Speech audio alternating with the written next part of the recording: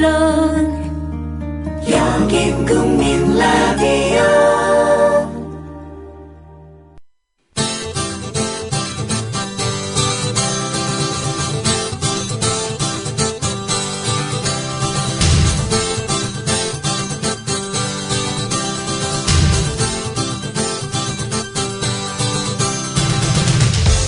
투박하지만 정직하다. 비평을 비평하는 남자 서영석. 그가 바라본 세상. 사설과 칼럼을 통해 오늘을 짚어본다. 서영석의 라디오 비평. 안녕하십니까, 서영석입니다. 경찰이 대리기사 폭행 혐의를 받고 있는 세월호 유가족 3명에 대해서 구속영장을 신청했다고 합니다. 경찰은 어제죠, 세월호 가족대책위원회 김병건 전 위원장, 김형기 전 수석 부위원장, 한상철 전 대외협력분과 부위원장 등에 대해서 폭력행위 등 처벌에 관한 법률 위반 혐의로 구속영장을 신청하면서 사안이 중대하고 증거인멸의 우려가 있어서 구속영장을 신청했다라고 주장했다고 합니다. 모든 수사는 원칙적으로 불구속이어야 한다라는 원칙은 차치하고서라도 전치 4주의 피해를 입었다는 단순 폭행 사건, 사실 옆에서 스쳐 지나가만 가도 아무나 병원 가서 진단서 끊으면 전치 2주는 나옵니다. 전치 4주는요, 그야말로 경미한 폭행이라고 볼 수 있습니다. 이런 전치 4주의 피해를 입었다는 그 단순 폭행 사건에 대해서 무더기 구속영장을 신청하는 것은 법상식에 비춰봐서도 과잉입니다. 과잉. 정말 체질이 나쁜 경우를 빼고는 이런 수준의 폭행 사건에 대해서 구속영장을 신청한 사례가 있는지 경찰에게 묻고 싶습니다. 세월호 유족이라고 해서 법 적용의 예외가 돼서는 안 됩니다. 하지만 반대로 세월호 유족이기 때문에 다른 의도가 개입되어 과잉 수사를 받는다면 더더욱 안 될 일입니다. 아니, 세월호 유족들이 이 사회에 무슨 나쁜 짓을 했습니까? 세월호 유족들은 결국은 이 잘못된 시스템의 피해자일 뿐입니다. 이 잘못된 시스템의 피해자는 단지 세월호 유족뿐만이 아니라 서북청년당 채권이라는 희한한 관계의 머리띠를 두르고 있는 바로 그놈들의 자녀들도 당할 수 있는 사고란 말입니다. 세월호 참사로 가족을 잃은 슬픔과 고통을 겪은 유족들의 처지를 감안하면 너무 모질고도 가혹한 처사입니다. 물론 경찰이 영장을 신청했다고 해서 검찰이 그대로 할지 숫자를 줄일지는 모르겠습니다. 그러나 경찰이 자기 선에서 구속영장을 청구했겠습니까? 이 박근혜 경찰이 말입니다. 정말 화납니다. 왜 세월호 유족들이 이런 불이익을 받아야 하는 건지, 세월호 유족들이 도대체 무슨 잘못을 했길래, 세월호 유족들이 무슨 사회 피해를 끼쳤길래 그런 불이익을 받아야 되는지 억장이 무너집니다. 엊그제 남해안 유람선 자체했습니다. 109명인가요? 저는 구조됐다고 하더군요. 저는 109명이 전원 구조라는 보도를 보고 사람들이 야, 이번에도 진짜냐 가짜냐 이런 얘기 나왔습니다만은 저는 그렇게 생각합니다. 세월호 유족 그 참사가 있었기 때문에 사람들이 정신 바짝 차리는 바람에 더 큰 사고로 번지지 않았다고요. 우리는 거꾸로 세월호 참사의 그 고통을 겪은 세월호 유족들에게 고마움을 표시해야 됩니다. 그런데 고마움을 표시하기는커녕 권력이 나서서, 정권이 나서서 큰 잘못을 저지르기라도 하는 듯이 이렇게 이지매를 하고 집단적인 거의 폭력에 가까운 이따위 행위를 하는 걸 보면요, 진짜 박근혜 대통령이 세월호 참사 그 와중에서 뭔 큰 잘못을 저지른 게 아닌가 하는 생각 질러 듭니다. 라디오 비평 시작합니다. 함께하고 계신 방송은 정치평론가 서영석 미디어 협동조합 이사장이 진행하는 라디오 비평입니다. 지상철 조합원 신청 광고입니다. 강화대교 앞에서 개념 부부가 만드는 개념 곰탕, 연지연 곰탕. 연지연이란 가마솥의 장작불로 온종일 구워내는 곰탕을 서로 나누어 이어지는 인연이란 뜻입니다. 연지연 곰탕이 민주주의를 열망하는 조합원 여러분과 국민의 건강을 책임지겠습니다. 곰탕 포장 판매는 한 팩 800g에 7,000원이며 7팩 이상은 무료 배송으로 드립니다. 연지연 곰탕은 강화대교 입구에 위치해 있습니다. 단체 주문 예약 및 포장 주문 전화번호는 010-7252-1114, 010-7252-1114, 031-989-9968. 조합원 단체 예약은 10% 할인해드립니다.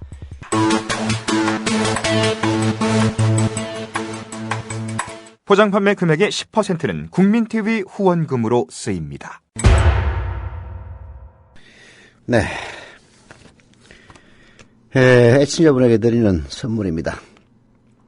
세월호 리본 배지 이벤트입니다. 우리, PD가 이미 이 게시판에 올려놨을 겁니다. 네. 내가 읽어보시면 되는데요. 배현지 PD 올려놨네.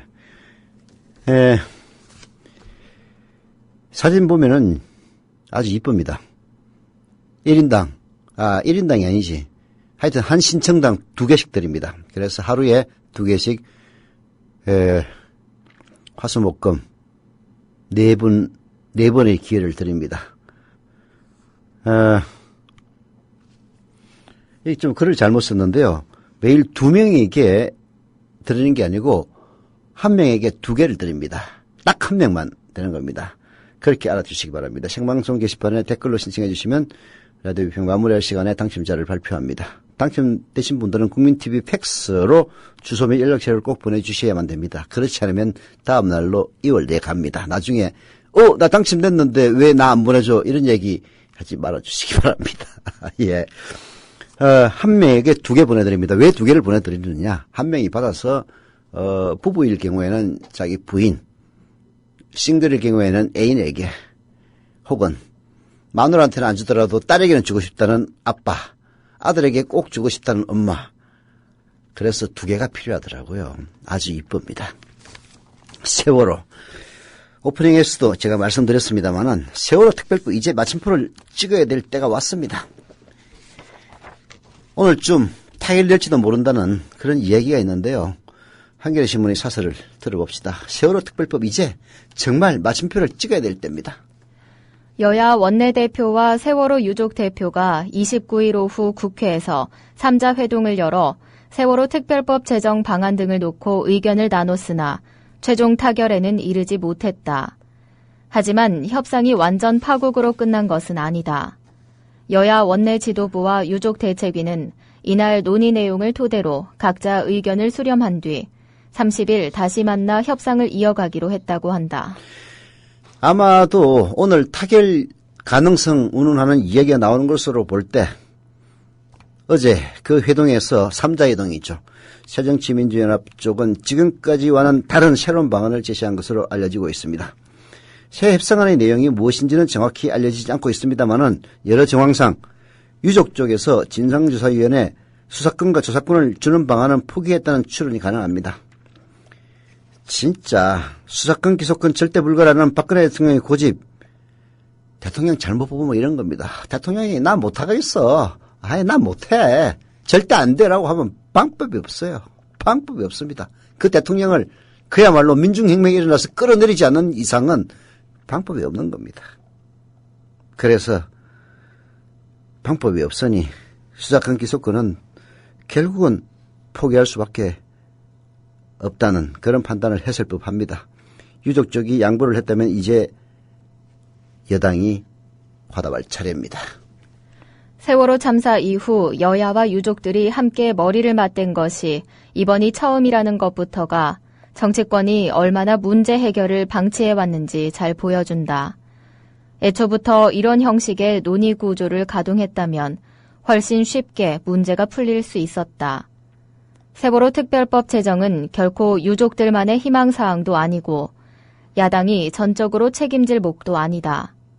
그런데도 야당은 유족들을 제대로 대변하지도 못하면서 협상에 나서고 여당은 유족들을 본척만척 피해 다니기만 했다.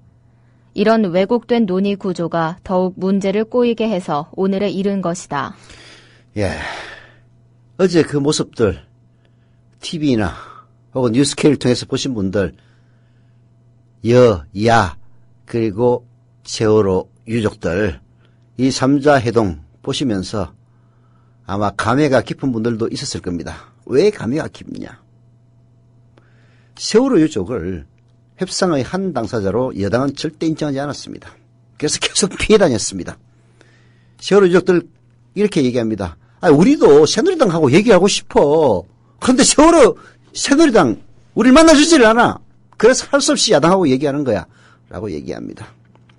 그러나 야당은 세월호 유족들 제대로 대변하지도 못했습니다. 그래서 두 번에 걸친 박영선 새정치민주연합 원내대표의 헛발질이 있고 나서 온 비난을 다 받은 다음에서야 이제 유족들이 그 협상의 한 축으로 자리 잡게 됐던 겁니다. 유족들이 협상의 한 축으로 참여하니까 빨리 진행되지 않습니까? 양보를 받든 뭘 하든 당사자들이 나와서 하는 게 제일 낫지. 왜 새누리당은 그렇게 피했던 겁니까? 도대체 난 세월호 참사를 대하는 박근혜 대통령이나 그리고 새누리당의 태도를 보면 이해를 할 수가 없어요. 물론 정권을 잡고 있으니까 잘못한 그 점이 부각될 수는 있겠죠. 그러나 그거는 정권을 잡은 죄이지 결국은 그 시스템의 문제입니다.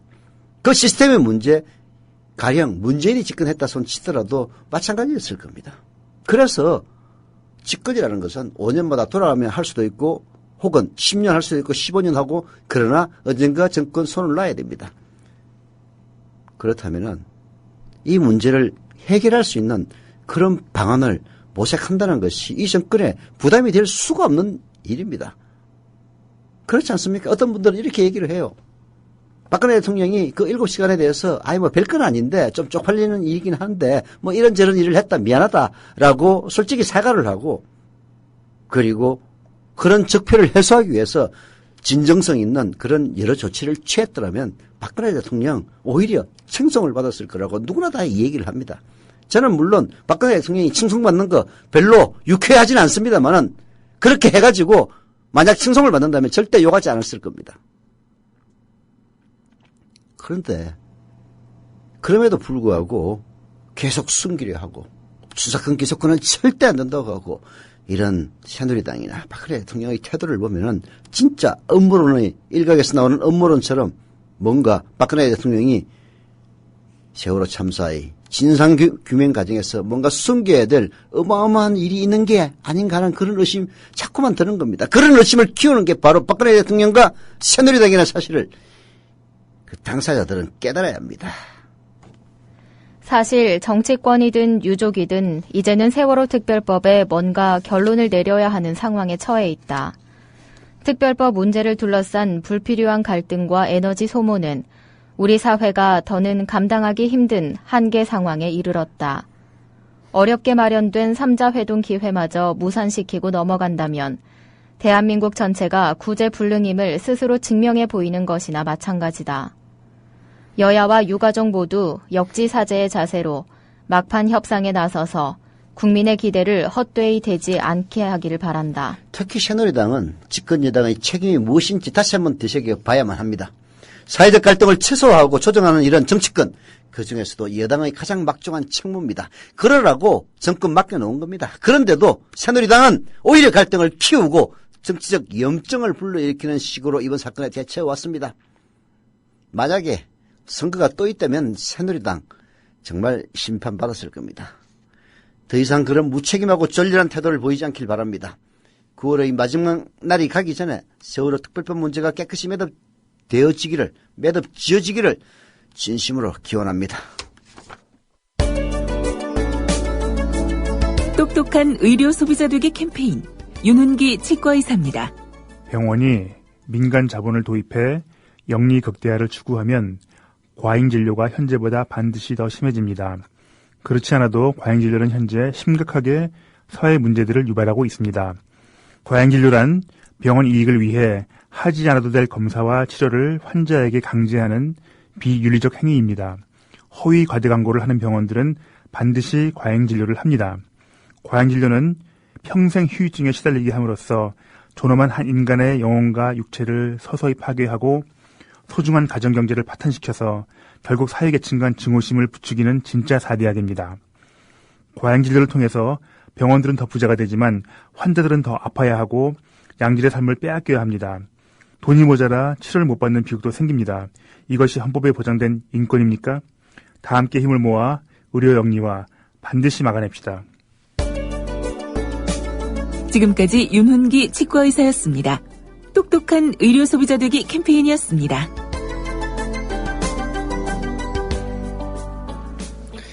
네. 요즘 카카오톡이라든지 이런 데를 통해 가지고 문재인이 뭐 20조 원을 갖고 있다. 금괴를 1000톤 갖고 있다. 200톤 갖고 있다. 이따위 말도 안 되는 이야기가 떠돈다고 합니다. 사실 어떤 분이 1인 시위를 했어요. 문재인 비자금 1조 원짜리 20장 20조 원, 금 20톤을 갖고 있다라고요. 200톤입니다. 200톤. 그래서 즉각 한수하라 이따위 이야기까지 나돌기도 했는데요. 사실 웃기는 이야기입니다. 전 세계 금 보유량을 보면요. 대한민국 104톤 갖고 있어서 32위입니다. 그 덜 떨어진 인간의 주장대로 문재인이 금을 만약 200톤을 갖고 있다면 전 세계 국가 금 보유량 순위에서도 21위에 해당합니다. 또한 문재인이 20조 원을 갖고 있다면 개인 재산 1위입니다. 1위. 아마 삼성전자 이건희 회장보다 더 많은 재산을 갖고 있을 겁니다. 이따위를 말이라고 던지는 이런 인간들 많이 있습니다. 사이버 명예훼손입니다. 이것도 일종의. 여기에 대해서 한겨레 곽병창 기자가 사이버 명예훼손 문재인과 박근혜의 경우라는 글을 통해서 비교해주고 있습니다. 들어보시죠. 검찰이 사이버 명예훼손 전담 수사팀을 발족시켰을 때 느낀 혼란은 단지 법 체계상의 문제에 그치는 건 아니었습니다.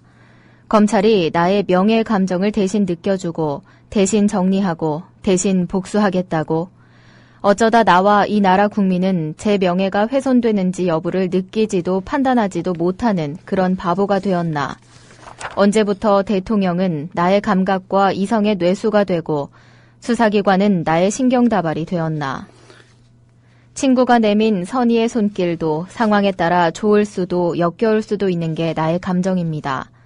욕이라 해도 관계에 따라서는 애정의 표시가 될 수도 있고 저주가 될 수도 있는 게 나의 감정입니다. 그런 명예 감정의 훼손 여부는 본인만이 느끼고 판단할 수 있습니다. 부모 형제라도 나 대신 느끼고 판단할 수는 없습니다. 나를 모욕한 자에 대한 처벌 역시 나의 의사와 무관하게 다른 사람이 나서서 할 수 있는 것도 아닙니다. 그런데 이 모든 걸 국가기관이 대행하겠다고? 곽병창 기자는 이어서 이렇게 얘기합니다. 박근혜 대통령의 7시간을 둘러싼 의혹에 대해서도 마찬가지라고요. 누군가는 그런 의혹 제기에 대해서 분노하고 안타까워할 수 있지만 누군가는 달리 느끼고 생각할 수 있습니다. 그런 의혹 제기에 대한 감정의 주체 기분 나쁘다라고 하는 것은 박근혜 대통령 개인일 뿐입니다. 그만이 상심의 깊이를 느끼고 알 수 있으며 처벌을 원하는지 여부를 결정할 수가 있습니다. 아무리 섬세한 사람이라도 그의 느낌을 대신할 수 없으며 본인이 원하지 않는다면 국가기관이 아니라 신이라도 처벌하겠다고 나설 수는 없는 겁니다. 단순한 무지인지 혹은 맹목적인 분노 때문인지 당신은 그런 법치의 중요한 원칙 가운데 하나를 다시 한번 짓밟았습니다. 개인의 감정 상태를 수사기관이 관장하도록 한 것입니다. 국민의 명예 감정이 제대로 작동하지 않으므로 짐과 이 정부가 대신 느끼고 판단하고 처벌도 하겠노라. 지난 16일 당신의 발언은 이와 다르지 않습니다. 사이버상의 국론을 분열시키고 아니면 말고식의 폭로성 발언이 사회의 분열을 가져온다. 이런 상태를 더 이상 방치한다면 국민들의 불안이 쌓이게 돼서 걷잡을 수 없게 된다. 앞으로 법무부와 검찰이 이런 행위에 대해 철저히 밝혀서 이런 일이 일어나지 않도록 최선을 다해주기 바란다. 검찰은 이틀 뒤 서울중앙지검에 사이버상 명예훼손 전담 수사팀을 설치했습니다. 그런 국민의 한 사람으로서 송구스럽기 짝이 없습니다. 곽병창 기자는 계속 이야기합니다. 그런데도 당신은 잘 알 겁니다. 최근 몇 년 사이 사이버상에서 가장 자주 그리고 많이 모욕을 당한 사람이 누구인지. 게다가 모욕을 준 것은 다름 아닌 국가기관이었습니다. 검찰이 지난해 발표한 모욕의 내용을 옮겨보겠습니다. 바로 국정원의 댓글 사건입니다. 검찰이 발표한 그 모욕의 내용만 봐도 기가 막힙니다. 문재인, 안철수 자유행위 묘사 충격거림 보니 통진단 이정희가 대통령 선거에 나온단다. 누구랑 스와핑을 하려고 언론과 붙어먹으려고 나왔을까? 문재인은 확실히 종북이나 안 후보는 주변이 온통 종북이다. 종북 박원순 시장, 김일성 만세를 외칠 수 있다고 주장. 이런 종북 박원순 시장을 지지한 서울시장은 국가기밀을 볼 수 있는 자리입니다. 그런 자가 종북이니 간첩사건이 또다시. 대통령 아무나 하는 것 아닙니다. 찰스나 제인이가 대통령 할 바엔 차라리 개나 소를 시키세요. 돌보다는 나을 겁니다. 진짜로요. 문재인 대북과는 종북을 넘어서 간첩 수준이다. 문재인 부친이 북계 인민군 장교 출신? 바로 2012년 9월부터 12월 사이에 사이버 공간을 오염시켰던 내용들이고요. 당시 이런 내용의 글 수백만 건을 국정원과 국방부의 사이버 사령부 요원들에 의해서 작성되거나 리트위트 됐습니다. 다른 선거운동 조작들에 의해서 살포된 것까지 합치면 천문학적인 수치였습니다. 한 가지만 묻겠습니다. 그렇게 한 개인이 국가기관에 의해 모욕을 당할 때 당신은 뭘 했습니까? 뭐라 했습니까? 그리고 대통령이 된 뒤에 어떤 조치를 취했습니까? 그런 짓을 한 국정원 요원이 현장에서 붙잡혔지만 당신은 젊은 처녀에 대한 인권 유린이라고 펄쩍 뛰었습니다. 문재인, 안철수, 온갖 사이버 명예훼손을 자행한 그 국정원 요원이 현장에서 붙잡혔는데 젊은 여성은 인권 유린이라고 펄쩍 뛴 사람이 바로 박근혜 대통령 당신 아닙니까? 그 요원을 포함해서 그런 짓을 한 국정원 요원들이 체포되고 기소되자 검찰총장을 쫓아냈습니다. 그리고 이 정부는 그들 가운데 어느 누구도 기소하지 않았습니다. 그렇게 국론을 분열시키고 민주주의 근간을 파괴하고 법치주의를 유린했는데도 이들에 대한 처벌을 막은 게 바로 박근혜 정부입니다. 그러고도 어떻게 그렇게 말할 수 있습니까? 사이버상의 국론을 분열시키고 아니면 말고식의 폭로성 발언이 사회의 분열을 가져온다. 이런 상태를 더 이상 방치한다면 국민들의 불안이 쌓이게 돼서 걷잡을 수 없게 된다. 자신과 경쟁하던 대통령 후보를 그렇게 묵사발 만든 자들을 무죄 방면하고도 사이버상 국론 분열, 사회 분열. 사실 개인의 명예 감정까지 국가가 간장하겠다고 할 때 더 끔찍했던 것은 바로 그런 자의성, 편향성 왜곡 때문입니다. 누가 판단합니까? 검찰이 그렇게 얘기했다고 그러더라고요. 아니, 문제없는 글을 쓰면은 우선 겁날 게 뭐가 있느냐. 깡패가, 그래서 그 역사학자인 전우영 씨가 그렇게 얘기를 했어요. 깡패가 까불면 죽는다라고 했을 때 안 까불면 되지. 근데 그 까분다 만다를 판단하는 게 누굽니까? 문제 있느냐 없느냐를 판단하는 게 누굽니까? 바로 검찰 아닙니까? 그래서 개인의 명예 감정까지 국가가 간장하겠다고 할 때 더 끔찍한 거는 그런 자의성, 편향성 왜곡입니다. 결국 대통령과 이 정권의 불리한 것만 골라 징벌하겠다는 그런 것 아니겠습니까? 차라리 국가모독죄를 제정했던 유신체제가 이보다 더 민주적이지 않았나 싶은 이유도 바로 거기에 있는 겁니다. 그때는 적어도 개인의 명예감정 처리를 국가가 대행하겠다고 나서지는 않았으니까 말입니다. 국가모독죄는 해외에서 유신체제와 유신헌법에 대한 비난을 막기 위해 제정됐습니다. 그 후 대통령도 국가기관이라는 핑계를 대며 대통령에 대한 비난을 봉쇄하는 도구로 이 조항을 이용했죠. 민주화와 함께 가장 먼저 철폐된 건 그런 시대착오성 때문입니다.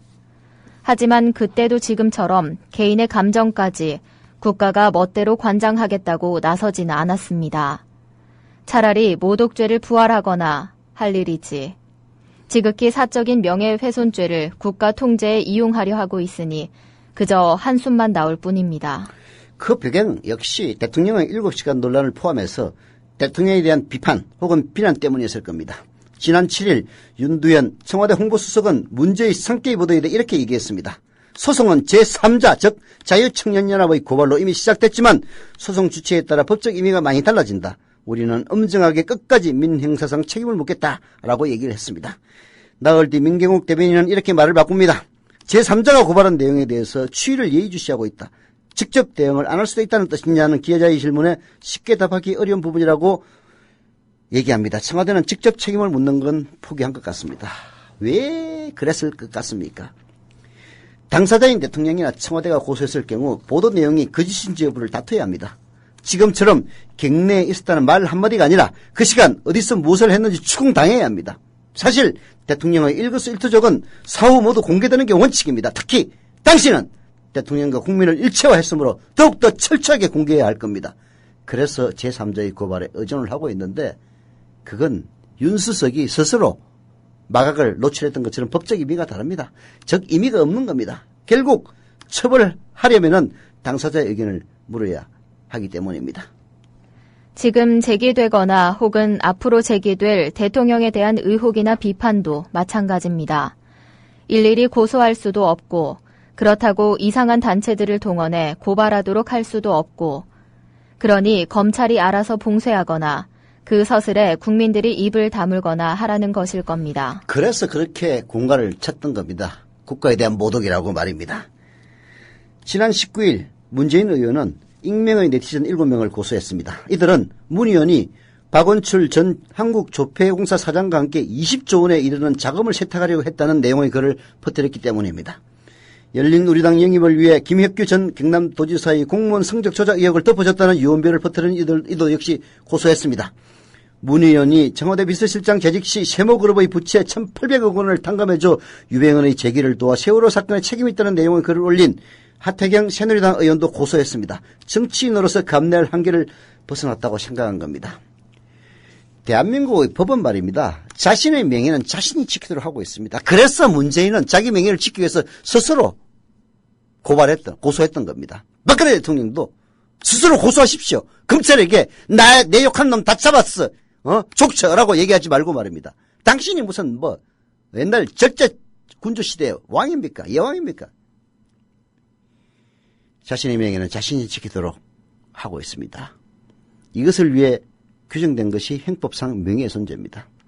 대통령이건 국회의원이건 예외일 수 없습니다. 그 과정이 번거롭다고 그리고 여차직하면 치부가 드러날 것 같다고 해서 법을 비켜서 처벌하려고 해서는 안 됩니다. 그거는 이 나라 공익의 최고 대변자인 검찰을 자신의 심기를 경호하는 기관으로 추락시키는 일입니다. 나아가 자기 자신과 의견을 달리하는 국민들의 입에 재갈을 물리려는 그런 짓입니다. 대통령 할 일이 결단코 아닙니다.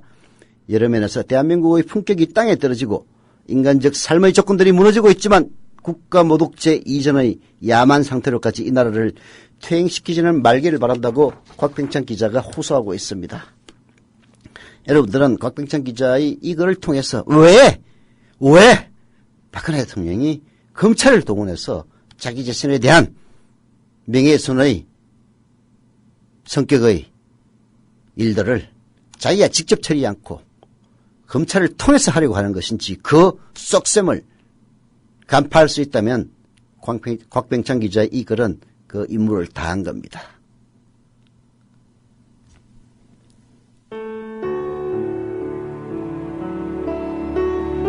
경남 거창에 사는 조합원 백함나무님. 남편의 유언으로 온 가족이 미디어 협동조합원이 됐습니다. 라디오 비평 들으실 때마다 아이고 속이 시원하다 이렇게 하시더라고요. 본인이 먼저 하시고요, 가입을. 예, 그 뜻을 이제 알았기 때문에 손자, 손녀 6명까지 그렇게 이제 다 가입을 하게 됐지. 작고한 부부는 왜 국민TV 조합원 가입, 이것이 이 시대에 꼭 필요한 언론운동이라고 확신했을까요? 가슴 아픈 가족사가 있었습니다.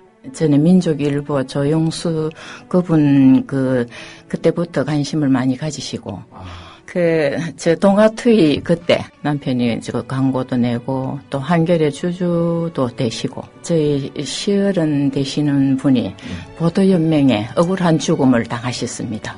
중학교 때 아버지가 억울하게 그리고 옥살이 하실 때 그 도시락을 가지고 감옥에 가서 어느 날 갑자기 이제 총살 당했다는 그런 걸 안 겪었으면은 또 평범하게 살았을 수도 있는데.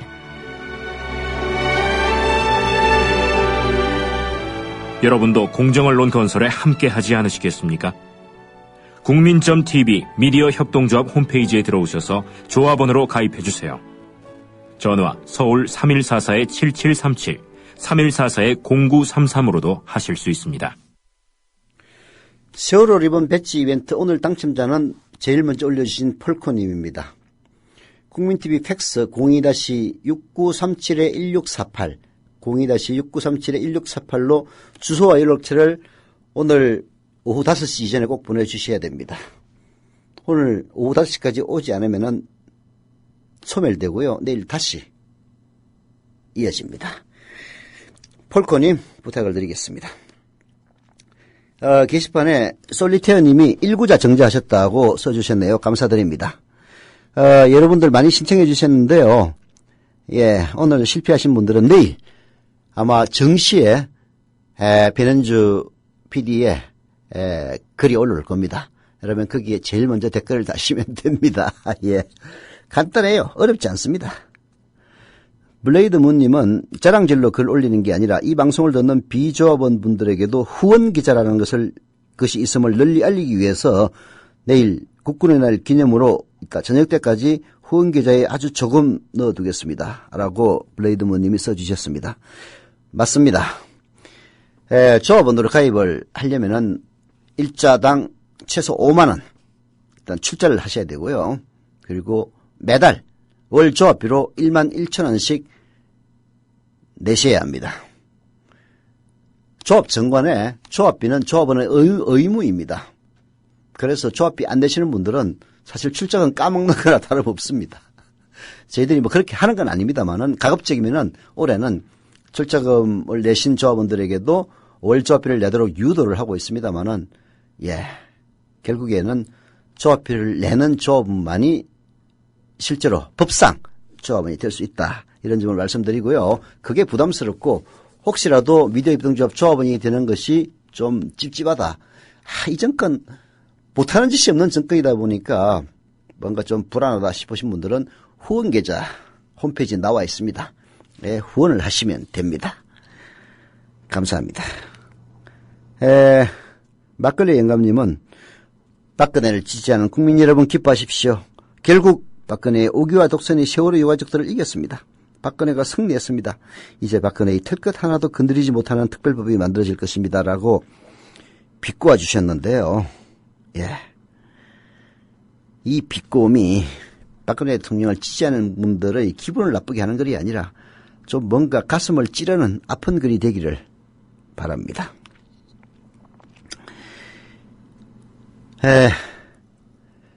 조합원으로 가입하신 키라님 감사드립니다.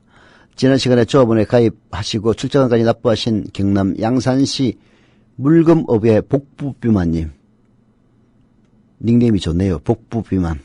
우리 나이 들면 다 복부비만입니다. 감사드립니다. 그리고 경기 고양시 일산 동구의 아우라진님 역시 조합원 가입하시고 출자금 납부해 주셨네요. 감사드립니다. 경기 성남시 분당구의 풋하하님 마찬가지입니다. 출자금 납입하시고 조합원 가입하시고 출자금 납입까지 해주셨습니다. 그리고 네오님 그리고 아트동님 오늘 아침에 다 가입하시고 출자금까지 납부해 주셨네요. 감사드립니다. 한국일보 이충재 논설위원이 비리 오너를 풀어주면 투자가 느느냐. 이거 정말 제가 갖고 있던 의문인데요. 이충재 한국일보 논설위원의 해답을 들어보십시다. 황교안 법무부 장관과 최경환 경제부총리가 바통을 이어받듯 재벌 총수 사면 가석방 얘기를 꺼냈다. 황 장관이 구속된 기업 총수가 경제 살리기에 헌신할 땐 기회를 줄 수도 있다고 하자 다음날 최 부총리는 전적으로 공감한다고 화답했다. 황 장관은 김기춘 대통령 비서실장과 친분이 있고 최 부총리는 박 대통령의 복심으로 꼽히는 인물이다. 그냥 나온 말이라고 넘기기에는 미심쩍다. 시점도 공교롭습니다. 박근혜 대통령이 유엔 총회 참석자 미국을 방문하는 중에 나왔습니다. 파장이 커지니까 청와대는 사면 문제에 관한 대해서 논의를 하지 않고 있다라고 부인했습니다마는 대통령의 해외 방문 시기를 활용했다는 의심이 듭니다. 청와대와 교감 없이 핵심 장관들의 민감한 문제를 거론했다고 보기 어렵습니다. 두 장관은 비리 기업인 선처 명분으로 경제 살리기를 들었습니다. 오너가 없어서 투자와 고용 의사결정을 못하고 있다는 재계의 주장과 판박입니다. 경제 살리기에 올인하고 있는 박근혜 정부로서는 지푸라기가 아닌 동아줄로 보일만도 합니다. 투자와 가석방을 놓고 정부와 재계가 흥정을 하는 듯한 모습입니다. 보기 초합니다. 한데 한 가지 의문이 생긴다. 수감된 재벌 총수들을 풀어주면 투자와 고용이 늘기는 할까? 과거의 경험을 보면 그렇지 않다. 이명박 전 대통령은 취임하자마자 비즈니스 프렌들리를 외치고 기업들의 요구를 죄다 들어줬다. 그러나 늘어난 건 투자와 고용이 아니라 재벌들의 곳간이었다. 이명박 정부 5년 동안 대기업의 현금 보유액은 2배 이상 늘었다. 경제 활성화는 뒷전이고 돈을 쌓아놓기에 바빴다. 이 전 대통령은 임기 말에 재벌들이 과실만 따먹고 투자를 외면했다고 역정을 냈다고 한다. 그렇습니다. 재벌이나 대기업이나 투자할 환경을 만들어주는 게 중요한 것이지 오너를 꺼내주는 게 문제가 아닌 겁니다. 오너가 감방에 있든 오너가 나와 있든 투자할 환경이 못 되면은 그냥 사내 유보금으로 몇십조 몇백조 원 쌓아놓는 것이고 투자할 환경이 되면은 투자하는 겁니다. 대기업이 투자와 고용에 소극적인 것은 결국은 미래가 불투명하기 때문입니다. 기업들은 방금 제가 말씀드렸다시피 수익이 예상되는 곳에 돈을 쏟아부을 뿐입니다. 오너가 수감된 기업과 그렇지 않은 기업의 투자와 고용에서 별 차이가 없는 것이 바로 이걸 말해주는 겁니다. 물론 비리 오너에 대해서 선처를 베풀면은 어떤 식으로든 보답을 하려 할 가능성은 있습니다. 그러나 생색내기 이상은 되지 않을 것이라는 게 너무나도 분명합니다. 고용도 마찬가지입니다. 경기가 좋아질 전망이 있어야 채용을 늘리지 무턱대고 뽑지는 않습니다. 대기업의 시설 투자가 직접적인 고용 확대로 이어지지 않는다는 사실도 이미 확인된 바입니다. 불과 몇 년 전만 해도 비리 재벌 총수들에게 3.5 법칙이라는 게 있었습니다. 징역 3년에 집행유예 5년이라는 바로 정찰제 판결입니다. 아무리 거액을 뻗들고 회사에 손해를 끼쳐도 경영 공백 우려와 국가경제 기여 등을 이유로 면죄부를 줬던 겁니다. 징역 3년에 집행유예 5년. 이게 정찰제였습니다. 멀쩡하다가도 검찰이나 법정에 출두할 때만 앰뷸런스나 휠체어를 타고 나타나는 재벌 총수들의 모습 국민들에게 비웃음 샀습니다. 몇 달 전까지 구속 집행정지로 병원에 입원해 있던 한 재벌 회장 김성현 회장입니다. 며칠 전 건강한 모습으로 아시안게임 성막 경기에서 메달을 딴 아들과 함께 나타나기도 했습니다. 지난 대선에서야 비로소 비리 재벌 총수들에 대한 봐주기 간행을 끊어야 한다는 사회적 공감대가 형성됐던 겁니다. 박근혜 대통령의 경제민주화 공약 가운데서 거의 유일하게 남은 게 재벌 총수 사면 배제입니다. 이제 그마저도 흐지부지할 상황에 직면했습니다. 국민들 입에서 유전무죄, 무전유죄라는 탄식이 다시 나오지 않을까 정말 걱정됩니다. 라디오 비평 오늘 순서 여기서 마치겠습니다. 국민 라디오 지지하는 4가지 방법 아시나요? 다운로드하기, 별점 주기, 댓글 달기, 구독하기. 국민 라디오를 보다 많은 이들에게 전할 수 있는 가장 손쉬운 방법. 다운로드하기, 별점 주기, 댓글 달기, 구독하기. 잊지 마세요. 다운로드하기, 별점 주기, 댓글 달기, 구독하기.